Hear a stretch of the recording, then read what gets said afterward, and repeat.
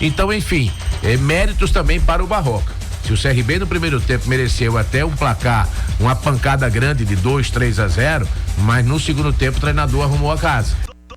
Toque de bola. Depois de um final de semana de estreias, a estreia do CSA contra a Nápoles, jogando no Rei Pelé, placar de 1-1. Eu vi o jogo, daqui a pouco o Oswaldo vai falar sobre o jogo, o Vanderlei, o Jânio, e eu acho que o CSA precisa muito de um jogador que substitua com urgência o Brian. O CSA não pode ficar nessa dependência, claro, o Brian vai ter que se recuperar. É outro CSA, o CSA fica na Brian dependência, não é? Mas foi melhor que a equipe do Anápolis em alguns momentos. Mas foi muito pobre o jogo em si, né? O Anápolis não é lá essa grande coisa. Eu acho que o CSA precisa realmente, essa chegada desse menino aí, Gabriel Vieira, pode ser que seja muito interessante pro CSA em termos de criatividade, velocidade, essa coisa toda. Até porque é um jogador habilidoso que com certeza vai abrir espaço pro time do CSA. Mas não pode o CSA ficar sem Brian, o CSA é totalmente diferente, muda muito a sua característica, o seu modo de jogar, essa coisa toda. Não foi bem o Igor, né? O Igor tava abaixo da crítica, no meu entendimento, e sinceramente não gostei da estreia do CSA, não. Acho que o CSA desperdiçou pontos, perdeu pontos, poderia ter sido melhor. O CSA precisa realmente começar a somar, vencer dentro de casa. Essa competição é aquele tipo de competição, vence em casa, a obrigação. Fora de casa, um pontinho lá para você que pretende chegar. Então, pretende chegar, tem que começar a vencer em casa, é obrigação. Não pode ter outro resultado. Agora o CSA vai ter que buscar esses pontos que perdeu dentro de casa, fora de casa. E tem time para isso, contratou para isso, espero que isso aconteça. Igor Magalhães, você já precisa melhorar, viu, Nego? Tá? O repertório parece que não tá tão grande assim, não. Sem o Brian a coisa fica difícil. E no domingo o CRB foi sofrível no primeiro tempo, poderia ter tomado uma goleada histórica na primeira etapa de 4, 5 gols. O goleiro do CRB foi o salvador da pátria. O Matheus Albino. Mas a defesa escandalosamente arreganhada, como dizia minha avó. Eu nunca vi uma defesa tão frágil, né? O Segovia, claro, sozinho, o outro rapaz e os laterais, sinceramente, uma avenida completamente. E o jogador que era para tomar conta do meio, Caliel, jovem jogador da casa, essa coisa toda, não estava tão bem. Achei que o CRB foi fraco demais no primeiro tempo, muito fraco, ineficiente, inoperante, vacilão. Segundo tempo foi diferente, as entradas de Herculano, ele tirou um lateral lá, botou o Matheus Ribeiro, enfim, mudou a cara do time, a proposta foi outra. Então no segundo tempo o GG entrou bem, o GG não pode estar fora desse time, então o time mudou completamente a maneira de jogar, o estilo, com a entrada do Douglas Braz e a saída do Tiaguinho, apagadíssimo esse Tiaguinho. Então o CRB colocou o Douglas Braz, colocou Herculano, o Matheus Ribeiro, colocou o GG, o time foi outro time, outra história, fez o gol, desempatou e foi melhor. Quer dizer, se no primeiro tempo merecia levar uns 5, no segundo tempo ele conseguiu equilibrar a história. Resumindo, foi muito bom pro CRB. 2 jogos, 6 pontos, sem jogar esse balaio todo. Meu irmão, bote a mão pro céu. Vocês estão sobrando, mas com muita sorte nessa história toda. Muita sorte mesmo, não é?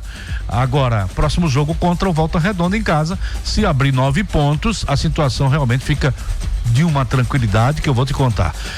Boa sorte ao time do Asa essa semana, que vai estrear. Oswaldo Barbosa, 2 jogos.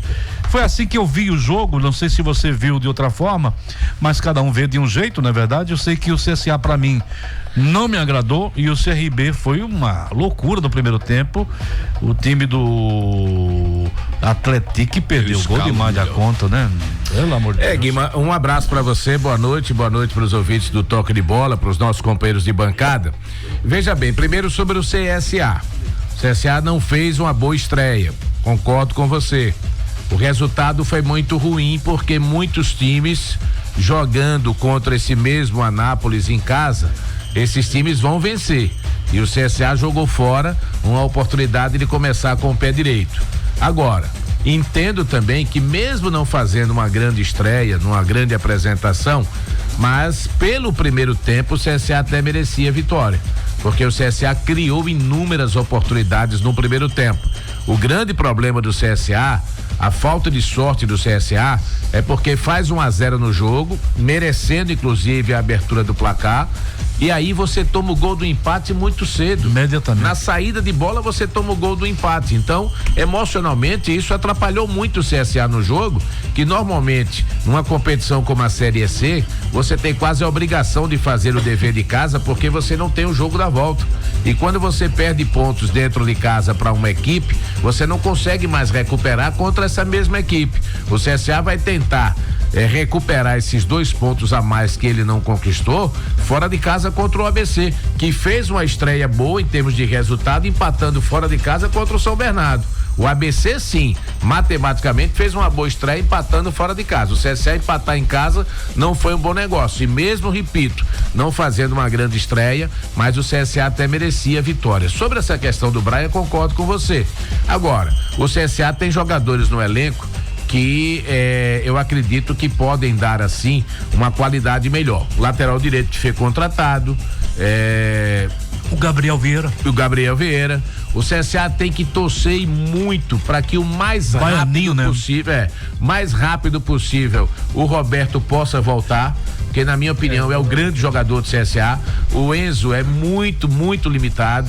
Enfim, então o Roberto voltando na lateral esquerda, melhora. Na lateral direita, que foi contratado, que é bom jogador, melhora. Essa questão do substituto do Brian, o CSA já tem esse meia contratado, que foi esse jovem de Fortaleza, que falam bem desse jogador. Muito bom jogador. E com o Brian recuperado, aí os dois podem jogar.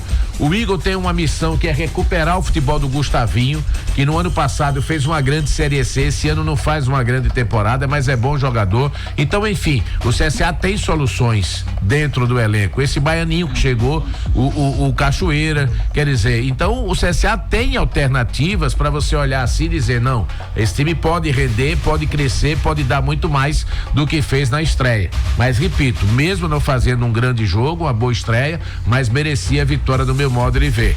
Com relação ao CRB, eu não assisti o jogo ontem, mas assisti hoje pela manhã.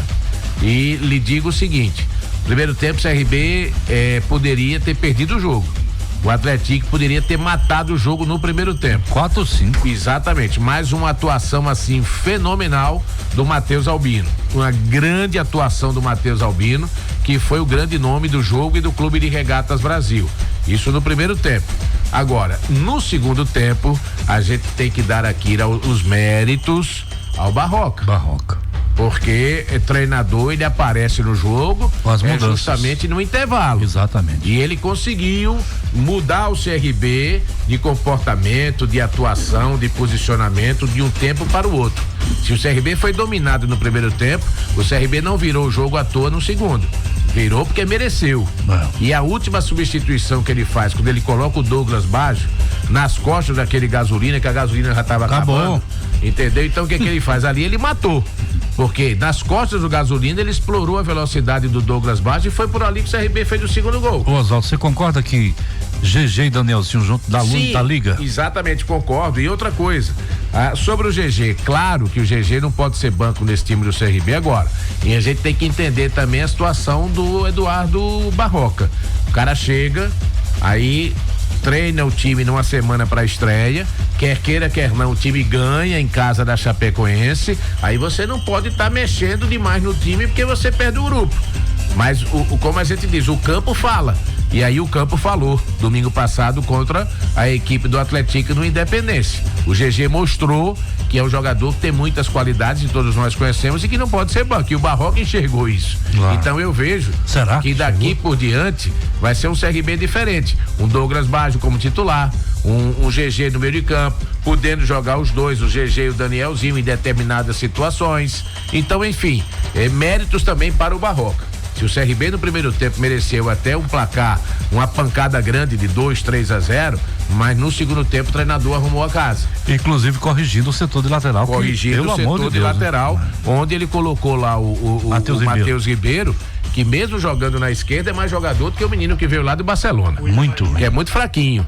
Então, e o Matheus Ribeiro fez grandes jogos o ano passado com o Daniel Paulista como lateral esquerdo. Sim. Então, de repente, é nisso que eu tô falando. Os jogos, eles mostram ao técnico. Então, eu tenho certeza que para quinta-feira já vai ser um CRB modificado. talvez com o Matheus Ribeiro na esquerda, talvez um GG de volta, um Douglas Baggio saindo jogando. Eu acho que isso os jogadores mostraram para ele. Mas foi uma vitória sobre todos os aspectos, importantíssima para o CRB, porque a gente conhece a Série B e sabe que você precisa ter um início muito forte para criar a chamada gordura, para você ir administrando ao longo da competição. Se o CRB ganha do Volta Redonda na quinta e tem condições de ganhar, são 3 jogos, 9 pontos, 3 vitórias. E aí você vai pro jogo contra o Atlético Paranaense, que você pode até descartar. Não é que você vai para perder. Isso. Mas se você perder, é o tipo do jogo que tá lá na sua matemática, entendeu? Para uma projeção de competição. Porque queira ou não, o Atlético Paranaense deve subir. E é um time que também tá com 100% e para mim é um dos grandes favoritos ao acesso. Eu